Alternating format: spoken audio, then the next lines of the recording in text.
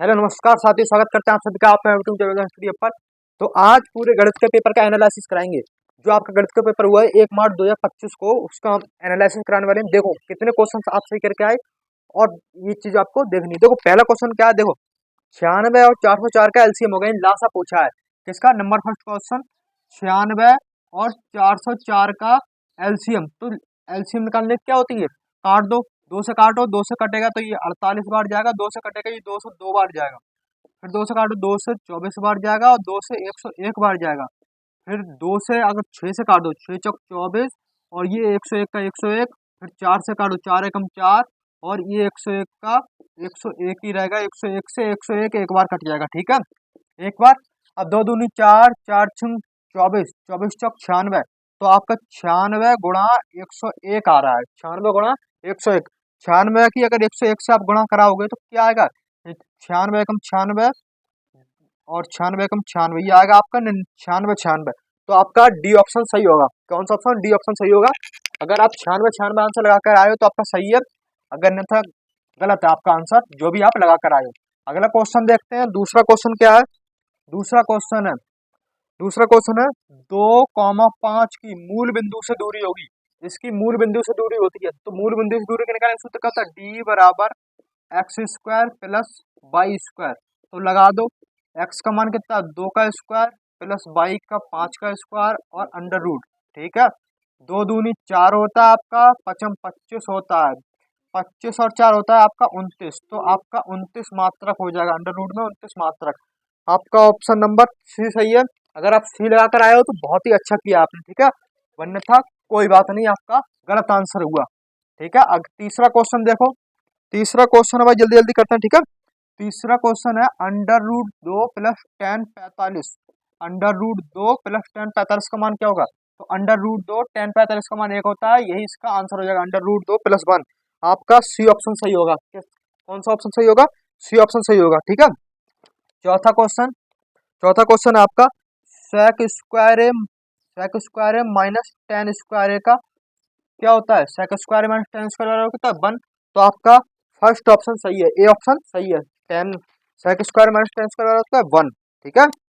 आपका पांचवा क्वेश्चन क्या है आपका, यह है 2x प्लस 3y बराबर 11 और यहाँ पर x का मान आपको 1 दे रखा है और y का मान आपसे निकलवा रहा है। तो बताओ y का मान क्या होगा, तो 2 गुणा x का मान कितना, 1 प्लस 3y बराबर 1। 2 एकम 2 और 1, 2 एकम 2 हो जाएंगे, 2 प्लस के 3y बराबर 11 माइनस के 2 हो जाएंगे ये। तो 3y बराबर 11 में से 2 गए 9 बचे, 3 एकम 3, 3 3 9। तो y का बराबर कितना आएगा आपका, y बराबर आएगा आपका 3 आंसर। कितना आएगा, 3 आंसर। तो आपका option number B right answer है, पांचवे का option number B right answer है।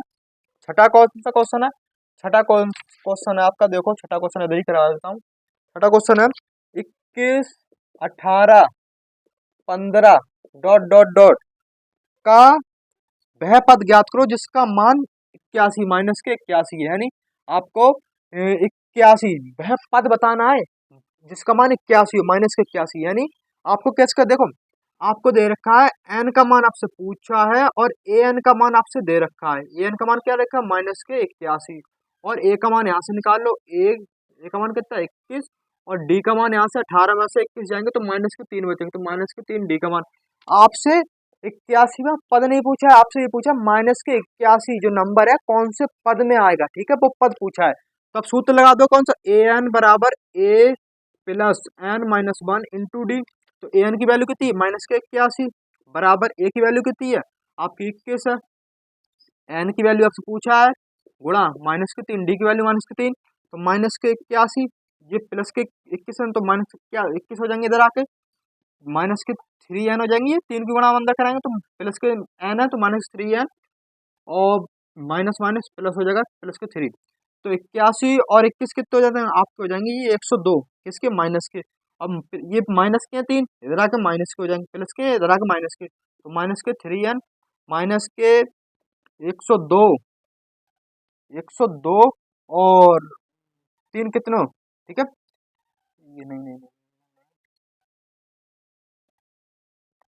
प्लस के 3n तो हाँ, ठीक है। तो ये कितने हो गए आपके, ये हो जाएंगे आपके 105 और ये कितना -3n। ठीक है, तो 105 बटे -3n, 3 आ जाएंगे इधर, n यहीं रह जाएगा, तो माइनस से माइनस कट जाएगा, 3 एकम 3, 3 3 9, 1 बचा 3 5 15। तो आपका 35वां पद, यानी ऑप्शन नंबर सी आपका सही है। 35वां पद क्या होगा? 35वां पद आपका होगा 81, किसके? माइनस के 81, 35वां पद। ऑप्शन नंबर सी सही है आपका। जिसका भी सही है वो भाई थम्स अप कर देना एक बार, ठीक है। ऑप्शन नंबर सी सही है आपका। अगला क्वेश्चन देखो, अगला क्वेश्चन कौन सा आपका? अगला क्वेश्चन बात करें तो अगला क्वेश्चन नंबर है आपका सातवां। सातवां प्रायिकता से ये क्वेश्चन है, बहुत ही इंपॉर्टेंट क्वेश्चन है। देखो इसमें कहा है आपसे, आप अपना पेपर हाथ में लो और देखो, एक थैली में 2 नीली गेंदें, 3 सफेद गेंदें और 4 लाल गेंदें।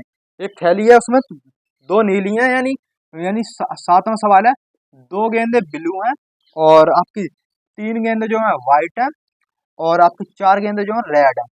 तो आपको पूछा है एक गेंद निकालने की प्रायिकता, यानी यदि 6 एक गेंद निकाली जाती है तो लाल गेंद होने की प्रायिकता, इसमें पूछिए इस गेंद के लाल होने की लाल रंग की, लाल नहीं होने की प्रायिकता गेंद कीजिए। लाल गेंद नहीं होने की प्रायिकता आपसे बतानी है, यानी टोटल कितनी गेंद है? टोटल आपकी गेंद है 4 और 3 7 और 2 9, ठीक है।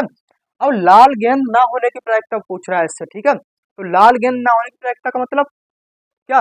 लाल गेंद हटा दी जाएगी और जितनी बचेंगे उसको जोड़ दिया जाएगा।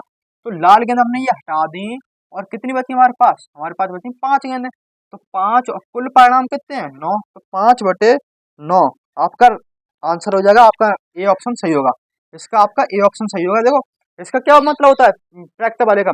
इसका सूत्र होता है घटना के अनुकूल परिणामों की संख्या और घटना के संभव परिणामों की संख्या। तो हमसे लाल गेंद ना होने की प्रायिकता पूछ रहा है, तो लाल गेंद को हटा देंगे और बाकी दोनों सबको गेंदों को जोड़ लेंगे और टोटल कितनी गेंदें हैं थैले में उनको नीचे लिख देंगे और जिसकी घटना निकलवा रहा है उसको ऊपर लिख देंगे। तो आपका 7 में का ए ऑप्शन सही हो जाएगा, 5 बटे 9, ठीक है। 8वां क्वेश्चन क्या है आपका? 8वां क्वेश्चन देखो, 8वां क्वेश्चन आपका किसी घटना के अवश्य घटित होने की प्रायिकता क्या होगी? यानी घटना घटने की प्रायिकता कितनी होती है? मैंने आपको बताया था घटना घटने की प्रायिकता 1 होती है। घटना घटना देखो प्रायिकता किसी की ना 0 से छोटी होगी और ना 1 से बड़ी होगी। तो घटना जो घटने की प्रायिकता होती है वो आपकी होती है 1, यानी आपका ऑप्शन नंबर डी सही होगा इसमें। 8वें का ऑप्शन नंबर डी सही होगा। 9वां क्वेश्चन देखो, 9वां क्वेश्चन कौन सा है? 9वां क्वेश्चन है, ये कोई चित्र है, ये कोई क्या है? चित्र है, ए बी सी ये चित्र है और ये डी ई है, डी ई है। तो आपसे डीई समांतर चित्र में दिया है, डीई समांतर बीसी है, तो आपसे डीई बटे बीसी का मान पूछा है, डीई बटे बीसी का मान पूछा आपसे। तो कैसे?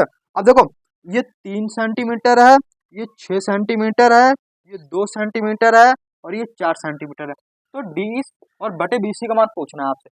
तो देखो ये जो कोण है, ये जो कोण है, ये वाले कोण, ये वाले कोण एक दूसरे के संगत कोण है, एक दूसरे के संगत कोण है।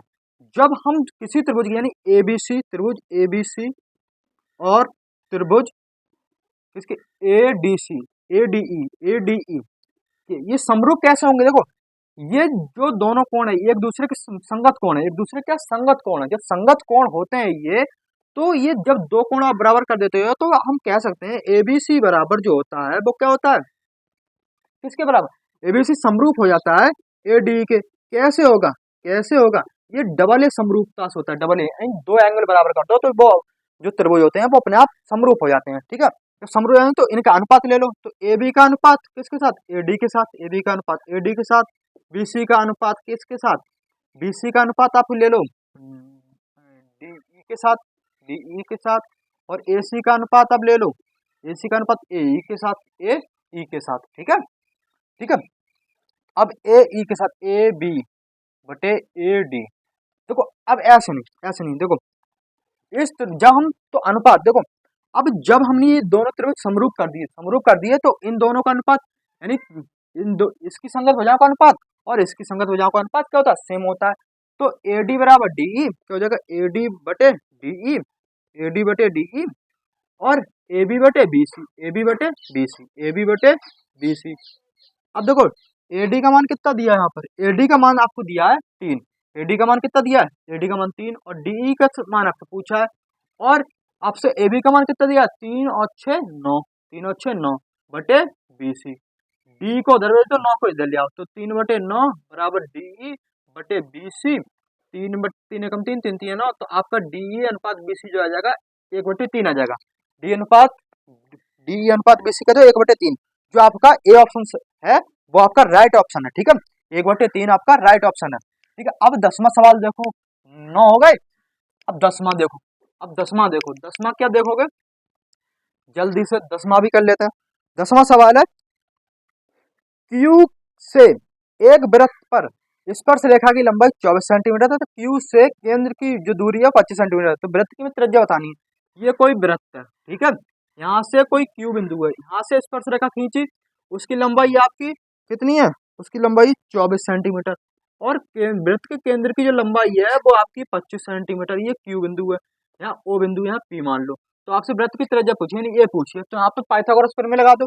कौन सा सवाल है ये आपका सवाल है 10वां सवाल। तो पाइथागोरस प्रमेय जब लगाओगे यहाँ पर तो कैसे होगा, पाइथागोरस प्रमेय लगाओ, तो पाइथागोरस प्रमेय यानी कर्ण का वर्ग प्लस बराबर लंब का वर्ग प्लस आधार का वर्ग। कर्ण कितना आपका 24 है, 24 का वर्ग बराबर लंब कितना आपका, लंब आपसे वृत्त ये लंब होता है, ये लंब होता है, यानी जो 90 डिग्री केंद्र से स्पर्श रेखा पर कोई कोण बनता है तो लंब है। ठीक है, ये चीज लंब होती है, तो ये आर मान लो, तो यहाँ पर आर स्क्वायर कर दो प्लस आधार कितना 25 का वर्ग, 25 का वर्ग कर दो, 24 का वर्ग 576 आर स्क्वायर प्लस इसका 625, और 576 माइनस 625, 625 बराबर आर स्क्वायर। 576 में से 625 जाएंगे, कितने बचेंगे, तो 6 में से 5 यानी घटा दो उसको, बड़ी संख्या में छोटे संख्या घटाओगे तो कितना बचेगा, यहाँ से लिखा यहाँ 15, 15 में अच्छे गए 9 बचे, यहाँ आपके 11 में से 7 गए, 11 15 में से 6 जाएंगे तो आपके कितने बचेंगे 39। ठीक है, यहाँ से लिदाई यहाँ 15, 15 में 6 9 बचे, यहाँ रह गया 1, यहाँ से लिदाई यहाँ 11, 11 में 7 गए तो आपके 4 बचे। ठीक है, तो आर स्क्वायर, तो अब अंडर रूट चढ़ जाएगा 49 पे, तो आर, तो आपका आएगा आर बराबर 7 सेंटीमीटर। क्या आएगा, ये आपको ये दूरी आएगी वो आएगी 7 सेंटीमीटर की, यानी आपका ऑप्शन नंबर ए सही है। इसमें 10वें क्वेश्चन में ऑप्शन नंबर ए सही है। ठीक है, पैनिक बिल्कुल भी नहीं होना है, जिसका सही आ रहा है वो भाई सही करते रहो, और जिसका गलत आ रहा है तो ज्यादा घबराने की जरूरत है। ठीक है, अब 11वां सवाल इंपॉर्टेंट है। ठीक है, कह रहा है 6 सेंटीमीटर त्रिज्या के 6 सेंटीमीटर त्रिज्या के वृत्त एक त्रिज्यखंड जिसका कोण 30 डिग्री है, संगत चाप की लंबाई बताओ। यानी संगत चाप की लंबाई क्या होती है, यानी थीटा बटे 360 और 2 पाई आर गुणा में 2 पाई आर। थीटा कितना दे रखा है आपको 30 दे रखा है, तो 30 बटे 360 बराबर गुणा में 2 गुणा पाई की, पाई में आपसे पूछिए इसकी वैल्यू, क्योंकि ऑप्शन में पाई है, पाई से पूछिए आर का मान कितना रहेगा 6, तो 6। ठीक है, इससे 0 0 6 से कितनी बार जाएगा, ये 6 चला जाएगा आपका 12 बार। ठीक है, 3 से 12 बार, तो आपका आया ये यहाँ पर रहा आपका, ये पाई भी तो है गुणा पाई। ठीक है, यहाँ पाई है 2 गुणा पाई गुणा 6, तो 6 दूनी 12, 12 पाई बटे 12, तो 12 से 12 कट जाएगा, आपका आंसर आएगा पाई। तो आपका ऑप्शन नंबर बी सही है, ऑप्शन नंबर बी सही है, पाई में आंसर आएगा इसका। ठीक है, 12वां सवाल देखो, 12वां सवाल, 12वां सवाल है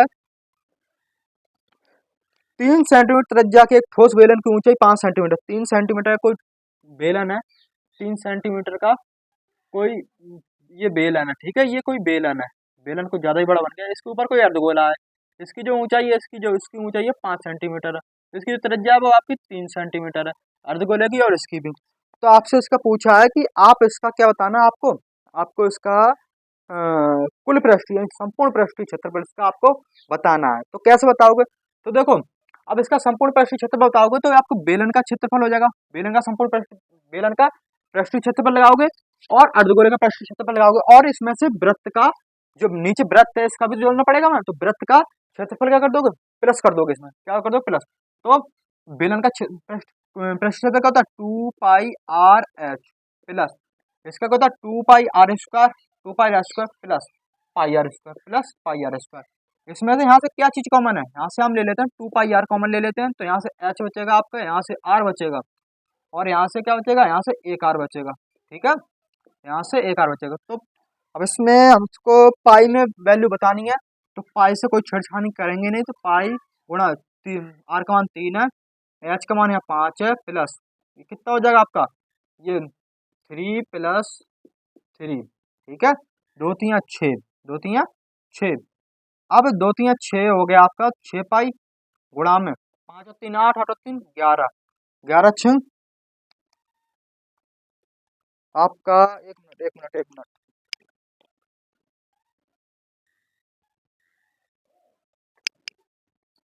यहाँ से हम क्या कॉमन लेंगे, यहाँ से ले लो आप पाई आर कॉमन है, यहाँ से पाई आर, यहाँ से क्या बचेगा 2h बचेगा आपका, यहाँ से आपका 2r बचेगा, और यहाँ से आपका कुछ भी नहीं बचेगा। ठीक है, पाई यहाँ से, यहाँ प्लस आर बचेगा ना, यहाँ से प्लस आर बचेगा, यहाँ से प्लस आर। तो यहाँ से पाई की वैल्यू लगानी है तो आपका 3 पाई हो जाएगा। ये आपका 2 गुणा h यानी 5 प्लस 2 गुणा 3 प्लस 3, ये कितना 3 पाई हो जाएगा आपका। और 2 पंजे 10, 2 पंजे 10 प्लस 2 3 6 और 3, ये आपका 19 हो जाएगा। और 3 पाई गुणा 19, 19 नहीं आपका 57, 57 पाई आपका आंसर हो जाएगा। 57 पाई आपका है, किसका आपका है 57 पाई, कौन सा कर रहे हैं ना हम, कौन 57 पाई, ठीक है, डी ऑप्शन 12 का, डी ऑप्शन आपका करेक्ट आंसर। देखो बहुत लंबी वीडियो होती जा रही है, तो अब मैं आपको डायरेक्ट आंसर बता रहा हूँ, ठीक है, इसके डायरेक्ट आंसर बता रहा हूँ इसके। देखो, और आपका जो 12वां सवाल है, यानी 12वां सवाल हो गया, 13वां सवाल, किसी वृत्त पर स्पर्श रेखा के स्पर्श केंद्र को मिलाया गया है, इस पर स्पर्श बिंदु पर स्पर्श रेखा का त्रिज्या के साथ बने कोण का मान होगा। यानी एक कोई ये है, गोला है, ठीक है, कोई स्पर्श रेखा के स्पर्श बिंदु केंद्र से मिला गया, स्पर्श रेखा है कोई, इसके स्पर्श बिंदु को केंद्र से मिला गया, तो यहाँ पर कितने डिग्री कोण बनेगा, ये होता है समकोण, ये 90 डिग्री का। तो आपका होगा ऑप्शन नंबर ए सही है। 14वां सवाल आपका, 14वां सवाल 1 प्लस, यही करा रहा हूँ, ठीक है, 1 + tan² अपॉन 1 + cot², ये आपका पूछा है। तो 1 + tan² बराबर होता है sec², 1 + cot² बराबर होता है cosec², ठीक है। ये आपका ऑप्शन में है नहीं, तो इसका तोड़ के लिखो, सेक को लिख सकते हो 1 + cos², और इसको लिख सकते हो कॉसेक को 1 अपॉन sin², 1 + sin², sin² को ऊपर पहुंच जाता है, sin² बटे cos² बराबर हो जाता है आपका tan²। ये आपका ऑप्शन में है, तो ऑप्शन नंबर डी आपका करेक्ट हुआ, ठीक है। हाँ, और इसका जो आंसर होगा आपका 15 में का, वो होगा 77/3, 77/3 आंसर होगा, ठीक है। और किसी गोले का वक्र प्रक्षेप क्षेत्रफल इतना इतना है, तो आपका इसका आंसर कितना होगा, यानी अगर वक्र प्रक्षेप क्षेत्रफल, यानी वक्र प्रक्षेप क्षेत्रफल कितना, 4 पाई r², 4 पाई r² बराबर आपको दिया है 452, सही 4/7। तो इसका जो आंसर आपका होगा वो हो जाएगा आपका 9 सेंटीमीटर, ठीक है, नहीं नहीं नहीं 6 सेंटीमीटर, 6 सेंटीमीटर आपका आंसर हो जाएगा इसका, ठीक है, 6 सेंटीमीटर। इसको मैं कराऊंगा, बहुत देर लगेगी, ठीक है, आप देख लेना। 6 सेंटीमीटर इसका आंसर है। 17 में का आपसे पूछा है, ये बहुपद दिया है, उसका अल्फा इंटू बीटा यानी c/a का मान पूछा, c/a का, ये समीकरण आपकी 4x² माइनस 4x-1, तो c का मान यहाँ पर -1 और a का मान +4, तो -1/4 इसका आंसर हो जाएगा, ठीक है। ये आपके आंसर्स रहे, बहुत ही बढ़िया पेपर था, ठीक है। और एक और है, आपसे यहाँ पर डी का मान पूछा, डी का मान यानी इसमें पूछा 3x² माइनस के 4x प्लस के 4/3 में से विभक्त कर पूछा डी का मान। तो डी का मान कितना होता है, b² माइनस के 4ac, b² माइनस के 4ac, बी का मान कितना है, बी का मान 4 - 4, तो -4 का प्लस 16 माइनस 4 गुणा a का मान 3 गुणा 4/3, 3 से 3 कटेगा जब तक 16, 16 में 0, इसका आंसर हो जाएगा ए 0, ठीक है। 19 और 20 ये आपके, ठीक है, ये थोड़े लेंथ वाला है, और इसका आंसर, ठीक है, हो जाएगा, ठीक है। हाँ, तो समांतर माध्य पूजा है, यहाँ से सिग्मा x बार बराबर सिग्मा fi इंटू xi बटे सिग्मा fi, इसका मान पूछा, ठीक है। और नीचे माध्यिका का मान पूछा है। तो आपका पेपर बहुत ही सरल था, ठीक है। और वीडियो को लाइक कर देना, चैनल को सब्सक्राइब कर देना, अपने दोस्तों को वीडियो शेयर कर देना। नमस्कार, धन्यवाद।